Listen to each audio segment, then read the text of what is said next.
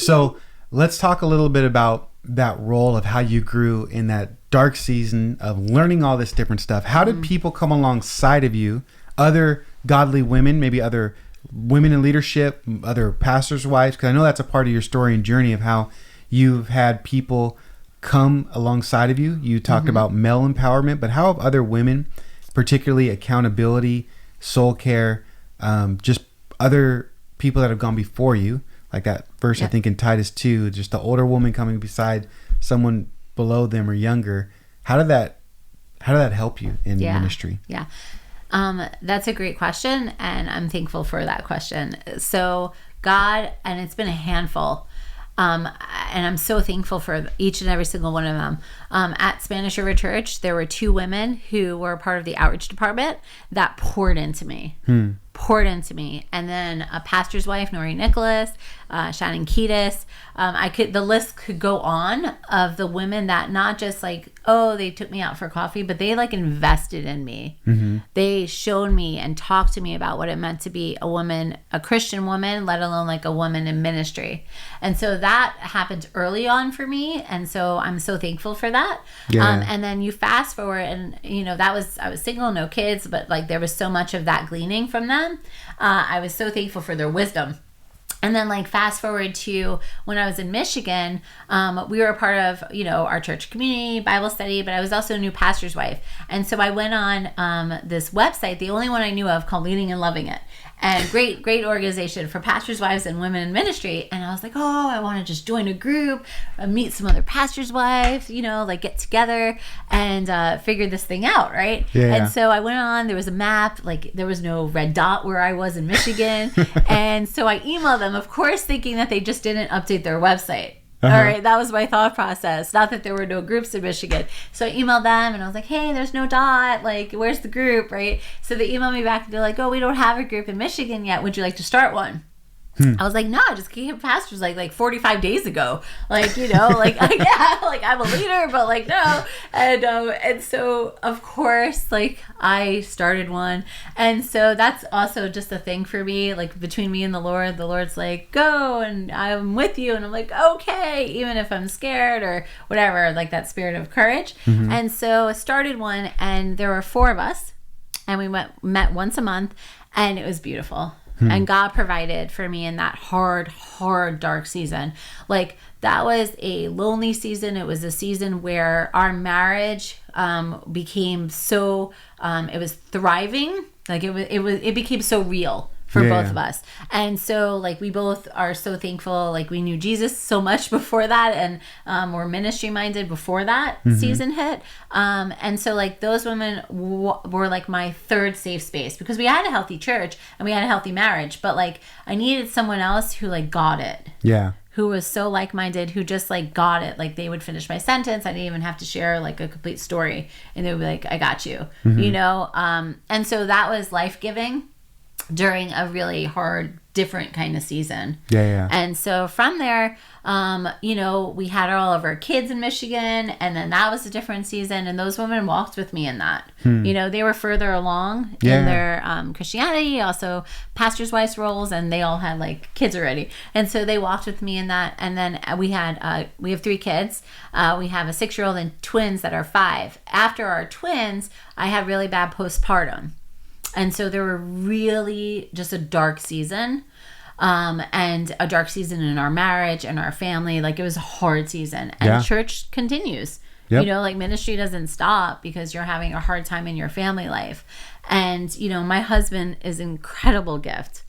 Like he is a tangible gospel to me. And I don't know how he did it in that season. I mean, I do know how he did it, but, like there was some really dark waves in that, and God provided through those women. We didn't call it a cohort, but like now I know, like we would use that these days, that language, but to be that sacred space for me. Let's just sort of close and finish up on like what God is doing now through Church United and Soul Care and Cohort, because you hear that story and you're like, man, I wish I had some of that. How are you developing and creating soul care cohorts in our area, in our region? What does that look like and why are you doing that?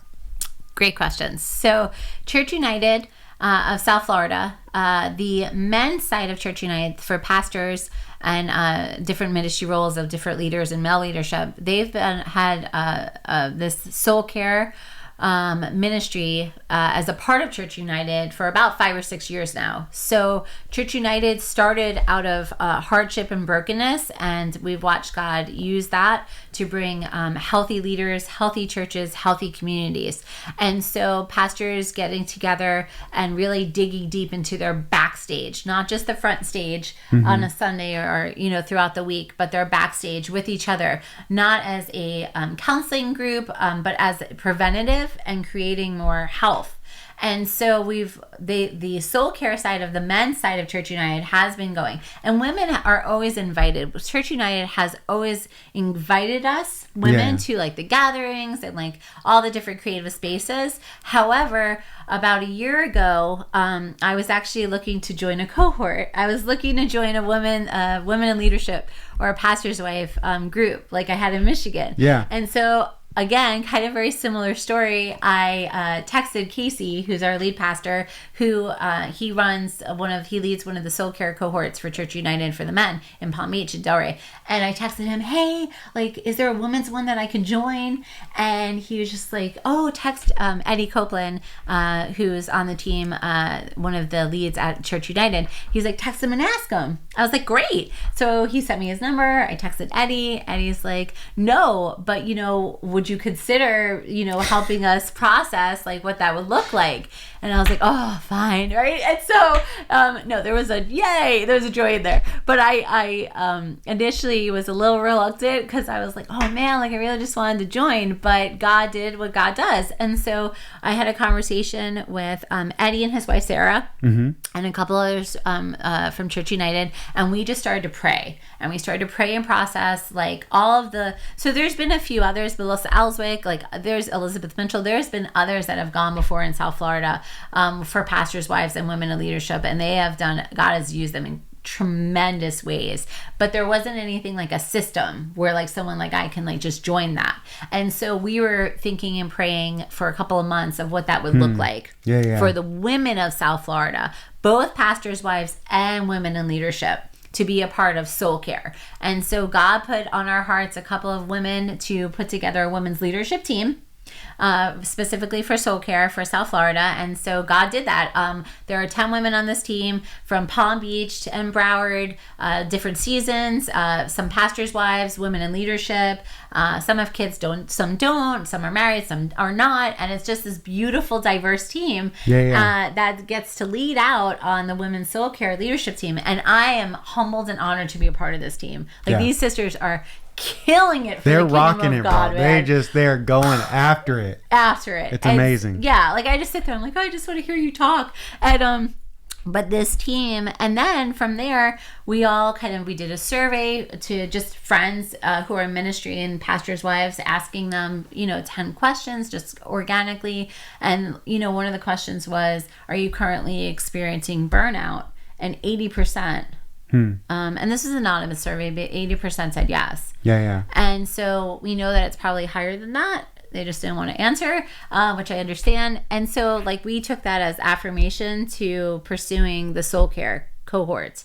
So with some, we just kind of processed through and met with some other women to be potential soul care facilitators for the cohorts. So we just this month, actually this week, have launched. There are 15 cohorts altogether for both Palm Beach and Broward. Woo-hoo. And that woohoo is right. That's right. That includes men and women cohorts. But we do have specific groupings. So there's a lead pastor's wife cohort in Broward, a lead pastor's wife cohort in Palm Beach. There's a women in leadership cohort in Broward, one in Palm Beach. And so we have 8 women's specific cohorts happening right now. And within that, there are specific groupings. And so we launched it at the Soul Care Conference that Church United put on in August. We are still taking registrations. That's right. And so you just go to Church United / Soul Care Cohorts, and you could sign up to be a participant if you're a pastor's wife or a woman in leadership.